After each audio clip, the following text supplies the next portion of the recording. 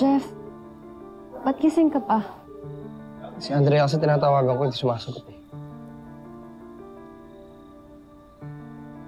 Hello, Ninang? Ninang, si Andrea ho ba nakausap niyo na? Nasabi niya na sa kanya nangyari? Tinext ko, pero hindi ako sinasagot. Baka tulog yun? Bakit, Jeff? Hindi rin mo kasi sumasagot sa akin. Hindi naman ito oras ng tulog niya eh. Sige, Ninang, tatawagan ko na naman. Ay, teka, hindi mo ba kakausapin nanay mo?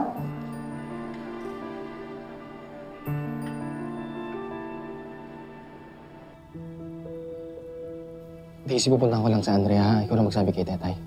Ha? Anong oras nang... Nag-aalala kasi ako eh. Hindi kasi ako mapakali. Mamaya may nangyari na kay Andrea, hindi ko pa alam. Sige na.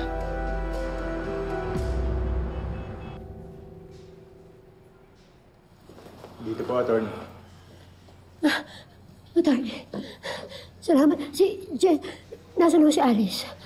She's on her way. Actually, tinawagan niya nga ako kaya ako naparito. Tara na po ba? Lalabas na tayo? Mrs. Cruz, pasensya na ho kayo, but it's a Sunday. Wala akong opisina ngayon, wala pong magpa-process ng piyansa nyo. But the earliest we can do is tomorrow morning. What do you mean? Hindi pwede, attorney. Yung anak ko nasa ospital. Nangangarap yung buhay ni Jessica. Hindi pwede. Hindi ako pwedeng nandito. Please, attorney, gawin niyo ng paraan. Please lang. Kahit na iposes pa nila ako, payag ako. Sige na, makita ko lang yung anak ko. Pasensya na ho kayo. But that's not how it works. Attorney, hindi nga pwede.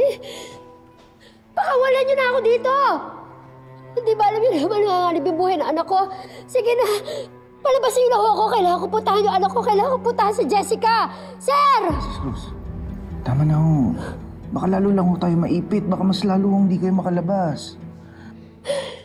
Hindi ako pwede makulong dito. Tapos hindi ko alam po ano nangyayari sa anak ko. Kailangan ko puntahan si Jessica.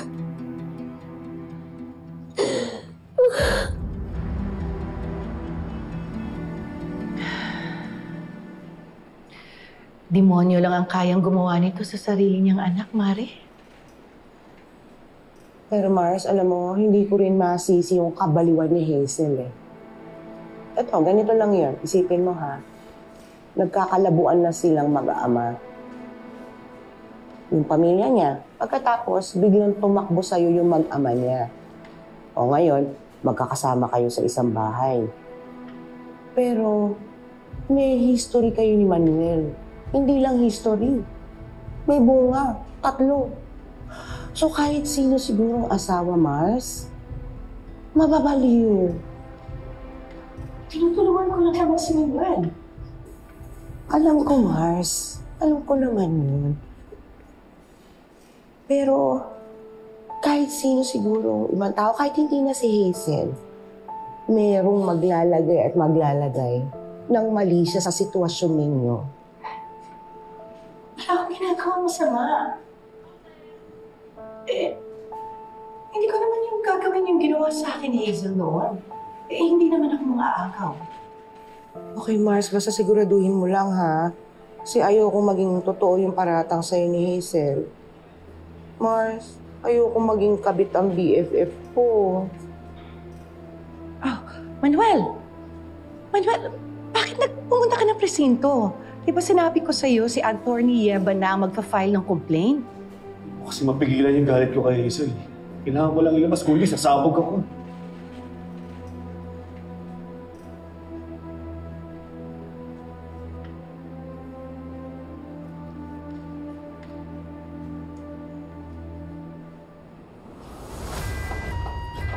Jessica! Jessica, tumawag ka! Doktor! Jessica! Jessica! Ay, anak, Colleen! Humingi ka ng tulong sa nurse station! Jessica? Anak, bilisan mo! Dok!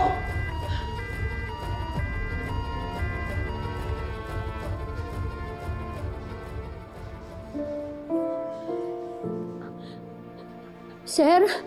Sir? Sir? Sir, parang awa niyo na ho. Pwede po ba? Pakitawagan naman po yung anak ko sa ospital. Baka ako kasi may masamang nangyari sa kanya eh. Sir, pakialam naman po yung lagay ng anak ko. Sige na po. Sir! Sir!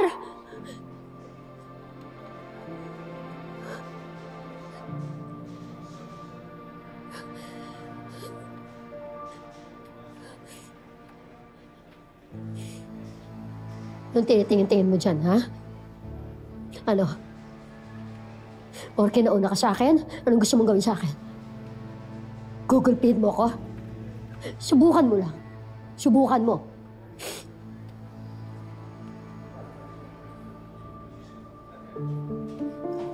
Hindi ko alam ang buong pangyayari.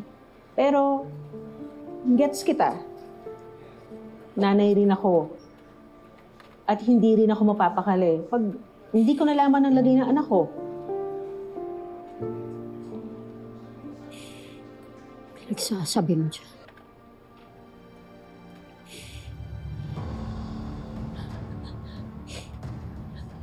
Sir? Sir! Pwede po, isang tawag lang, sir. Sige na po. Isang tawag lang. Alaman lang po natin kung ano po lagay ng anak ko sa hospital. Sir! Isang tawag lang po. Sir! Sir, please! Sir, isang tawag lang. Isang tawag lang po. Parang yung po awa siya lang.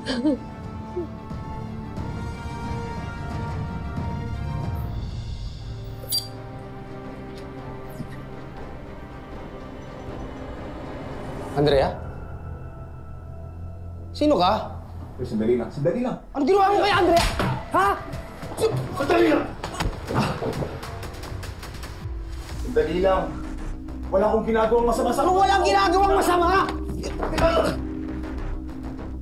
Ano walang ginagawang masama? Kuya? Andrea? Joel, ano nangyayari? Binabasos ka rin itong gagong to eh! Andre, hindi yun totoo. Hindi yun totoo. Bakit iba na yung suit ko? Tarantado ka talaga! Ay ko! Anong room si Jessica Capistrano Cruz? Sinugod po siya dito kagabi. I'm her mother, Hazel Capistrano Cruz. Nasa ICU po siya, ma'am, 3rd floor. Hindi ako papayag na makita ng anak ko yung tao na nakit sa kanya. Sige na. Inaisay, umalis ka na! At kung hindi ako aalis, anong gagawin mo, mami? Isay, umalis ka na! Pilit ka ba rin sa nanay mo? Hindi to mawawala, Joel, hanggat hindi niya pinapalayas ang ex niya sa bahay namin. Kailangan ba talaga ikaw ang sumama dito kay Manuel? Isa ka ba sa mga taong naglalagay ng mali siya sa isip? Parang yung galawan niya nitong ex mo, lumelevel sa pagiging jowa, ano? Pagkaibigan lang kami. Akong nanay. Pero yung firma na yun, siya ang nasa loob. We can blame Manuel.